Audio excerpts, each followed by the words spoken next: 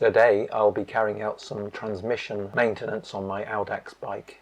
In particular, I'll be changing the chain, but this is part of a wider maintenance plan to look after the whole of the transmission. By transmission I mean the chain, the cassette, the chain rings, and to a lesser extent the jockey wheels of the gear changer. I carry out this maintenance for two reasons.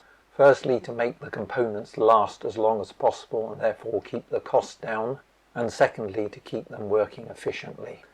In the top right hand corner you'll see a link to a video where I show you how I prepare my chains. And here is the chain I want to replace.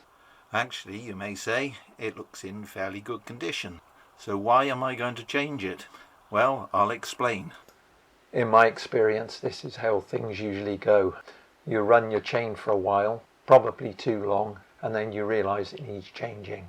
Possibly because it's getting noisy, or you notice that the rollers are rather loose. So you buy a new chain and put it on the bike and then go for a ride. Things are fine at first until you change into your favourite gear, and then the chain starts slipping. A quick look on the internet suggests that you might need to change the cassette too, so you get one of those and put it on, and then go for another ride. On the first hill, you stand on the pedals and again you get slipping. Oh dear, you probably need to change the chain ring as well. So you end up changing the chain, the cassette, and the chain rings. It all gets very expensive, all because you hang on to the chain for too long and it's worn out. In turn, it wears out the other components. In my experience, a cassette will outlast between 3 and 5 chains, provided you're careful in how you use them. The chain rings can last even longer. So what I do is, as you can see here, have a cassette and a set of chains, in this case 3.